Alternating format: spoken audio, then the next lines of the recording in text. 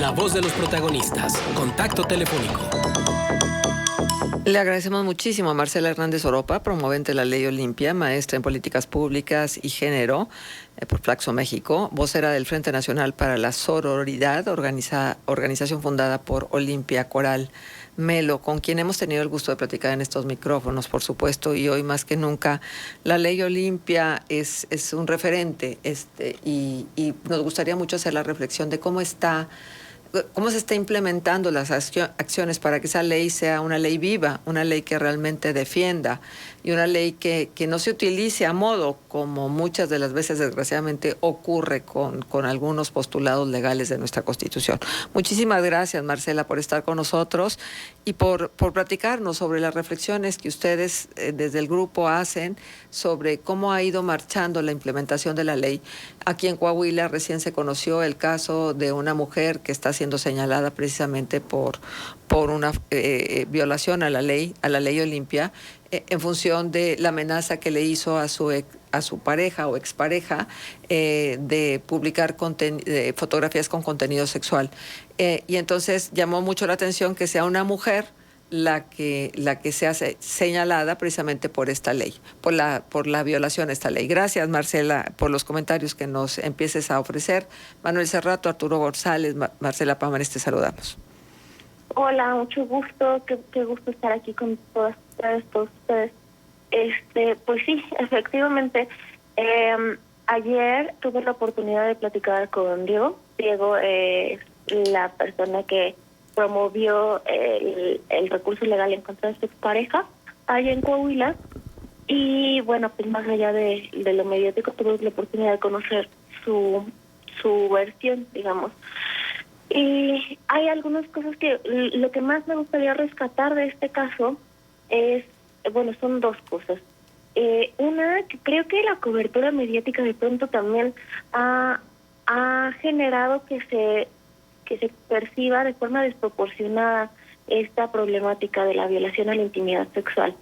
Ley Olimpia lo que protege es justamente la intimidad sexual, por lo que los delitos justamente son las violaciones a la intimidad sexual. Uh-huh. ¿Qué pasa? Con datos de muchas fuentes, pero particularmente de un informe que nosotras vamos a sacar del registro de casos a lo largo de 3 años, 2019, 2020, 2021, que hemos estado atendiendo casos de violencia digital, podemos decir que 95% de los casos las víctimas son mujeres. Y en el 80% de los casos los victimarios son hombres.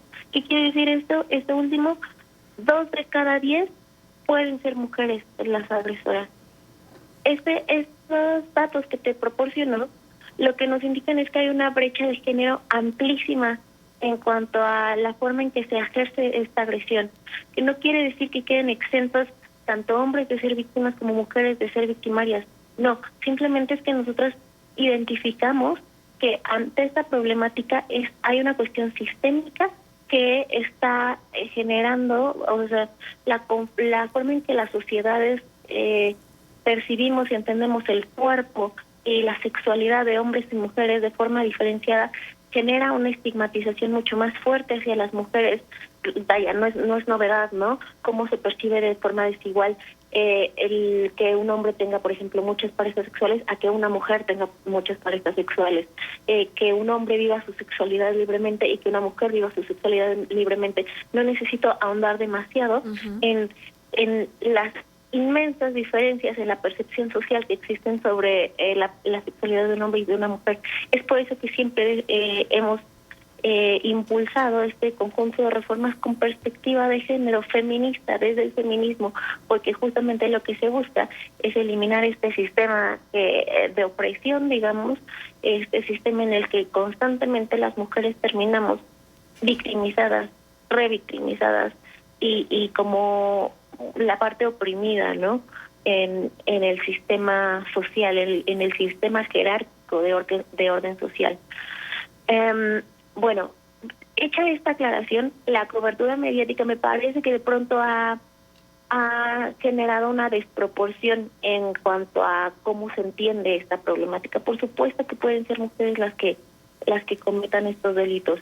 Por supuesto que pueden ser hombres los victimizados, y eso es absolutamente, o sea, lo sabemos desde un principio, conocemos otras historias similares, y el tema es que mirado proporcionalmente, te puedo decir, en el informe que te comento que vamos a publicar muy pronto, ya muy pronto estamos por publicarlo, se registran más de 1,700 casos.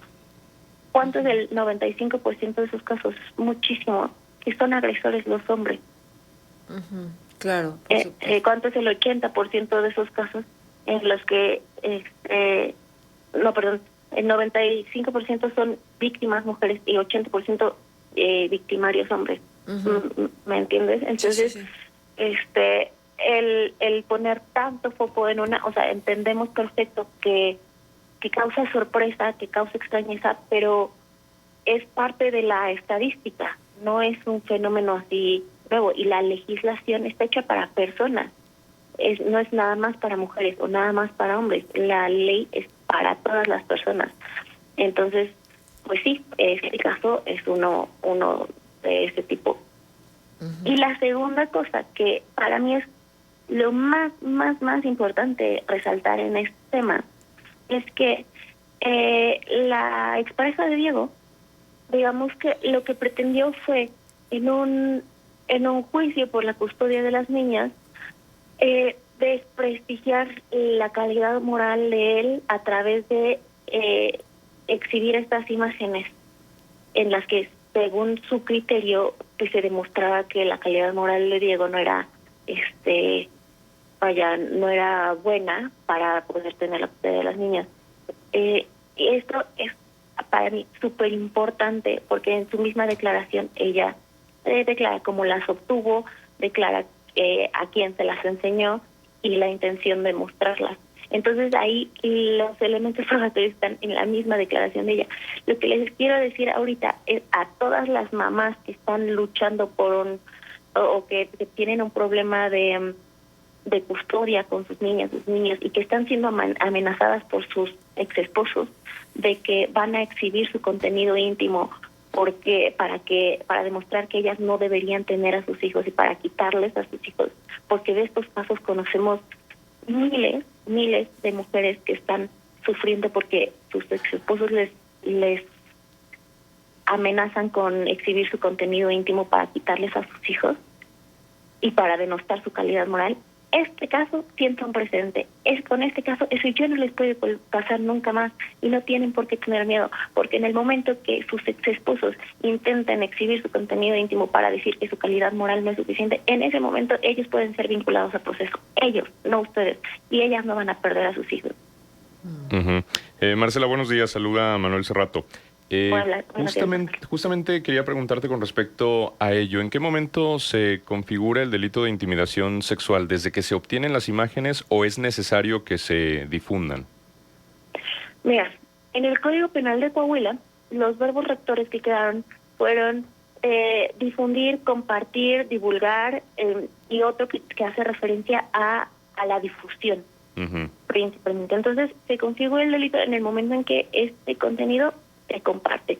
Hay otros verbos rectores que van de la producción. No recuerdo, en este momento son otros 4 verbos, pero la idea es que se fotografíe, videograve o algo así. Este no es el caso. Este caso es más bien por la difusión, ¿no?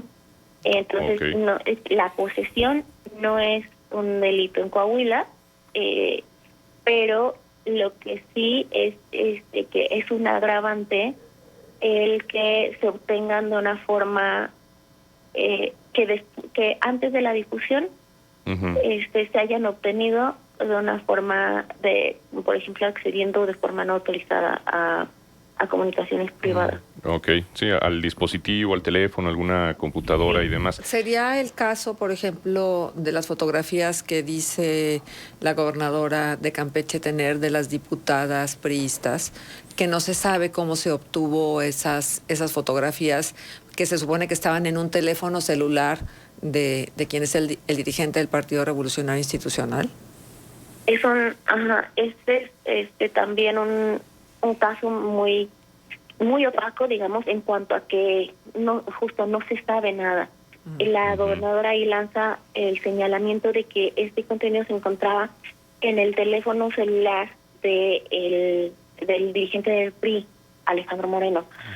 Ahí, a mi consideración, sería Alejandro Moreno también quien tendría que salir, ya sea a explicar o en su caso a desmentir, cosa que no ha sucedido, y lejos de eso se ha colocado él al frente de una lucha súper legítima, de una causa muy legítima en contra de la violencia contra las mujeres, que creo que no es un papel que le correspondería en realidad a él. Él tendría que dar cuenta por el señalamiento y no ponerse como vanguardia de una causa social que ni siquiera... Sí, pero hasta no este momento es un supuesto, Marcela, o sea, porque no se ha enseñado por eso absolutamente nada. Él tendría que responder, o sea, que responder a los señalamientos. Ahora, la gobernadora, la verdad es que las declaraciones, tal como las hizo, son lamentables, verdaderamente lamentables, por la forma en que ridiculiza, como que coloca a las diputadas, a las mujeres, que no podemos saberlo, pero potencialmente podrían ser víctimas de estos delitos, las coloca a ellas como responsables por haber enviado sus fotos, cuando ni siquiera sabemos si realmente ellas las enviaron. Claro, cuando en caso de que ellas las hubieran enviado, eso no es la conducta ilegal, ¿no? La conducta ilegal es la difusión. Y en todo caso sí, justamente la gobernadora tendría que explicar también de cómo obtuvo ese contenido, porque si ella lo tiene en sus manos, o sea, poseerlo, como les explico, no es el delito. Sin embargo, ella tiene que dar cuenta de cómo lo obtuvo, porque si lo obtuvo a través de comunicaciones, de irrupción en comunicaciones privadas, entonces hay una conducta que sancionar, porque también tendríamos que ver con quiénes compartió ella, porque ella las tiene. Sí. Ahora, y ella a quién se lo mostró. En el momento en que ella lo muestra a alguien, aunque sea así como del mismo tipo, ¿sí?, ya se está configurando el verbo compartir, ¿no? Por ejemplo. Aunque sea en privado, aunque se comporte en privado. Aunque sea en privado. Ok. Ahora, Marcela, me gustaría preguntarte también de qué otras formas se puede incurrir en intimidación sexual, o es solo a través de este tipo de contenidos. Pues justamente como el derecho penal tiene una naturaleza muy, muy específica, no se puede acusar a cualquiera por una conducta violenta y ya inmediatamente vincular al proceso, meterlo a la cárcel, eso sí, no, tiene que ser muy, muy específico. Entonces, por eso la redacción del tipo penal dice intimidad sexual. Se trata justamente de imágenes, videos, textos, audios que tengan contenido íntimo sexual. Por lo general son imágenes de personas con su cuerpo erotizado, con poca ropa, desnudos, son cosas así. Ese tipo de contenido es el que es, digamos, objeto de este tipo de delitos. Muy bien. Marcela, buenos días, te saludo Arturo González. Nos quedan 2 minutitos. Te quiero preguntar sobre las responsabilidades, hasta donde alcanzan esta ley en cuanto a la difusión. El responsable es quien difunde, pero si se hace a través de una plataforma, ¿la plataforma tiene alguna responsabilidad? Bueno, mira, digamos, te lo voy a poner así, desde nuestra perspectiva, por supuesto que las plataformas tienen toda la responsabilidad, pero como les decía, por la naturaleza del derecho penal, no se les puede ser imputables a las plataformas. Pues es decir, la ley no contempla sanción para las plataformas, aunque haya responsabilidad, porque es a través de esas plataformas en las que se está publicando la imagen, ¿no? A ver, no lo hace a través del Código Penal, pero si recuerdan, Ley Olimpia, esta gran causa porque podamos vivir seguras las niñas, mujeres y adolescentes en Internet y en todos los espacios virtuales, incluye en su conjunto de reformas 2 dos instrumentos legales que reformar. Uno, bueno, ya hablamos del Código Penal, Sí. pero también está la Ley de Acceso a las Mujeres a una Vida Libre de Violencia, en la cual se nombra y se define la violencia digital y se explican este tipo de conductas de violaciones a la intimidad sexual como una de las formas de violencia contra las mujeres y niñas y adolescentes principalmente. Y aquí es donde el Estado adquiere responsabilidades más grandes, adquiere la responsabilidad de prevenir, de capacitar, de generar políticas públicas para combatir estas formas de violencia. A las empresas no se les vincula legalmente directamente, pero sí se le da, digamos, una herramienta al Estado como para hacer un llamado a las empresas a comprometerlas de algún modo a tener responsabilidad en torno a esta problemática. Pero sí, efectivamente no es que podamos, por ejemplo, vincular a proceso o algún tipo de responsabilidad administrativa a Facebook, a Twitter, que son las plataformas en donde, bueno, Facebook, Twitter, WhatsApp, Telegram, donde se hace esto de forma más masiva. Muy bien, pues Marce, muchísimas gracias por estar con nosotros y por comentarnos sobre la ley Olimpia a propósito de estos dos casos en particular. Estaremos pendientes. Muchísimas gracias. Con gusto, muchas gracias. Hasta luego. Buen día. Marcela Hernández Oropa, promovente de la ley Olimpia, estuvo con nosotros. Vamos a la pausa. Contextos. ¿Vacaciones? Aprovecha. Llantas al 4x3.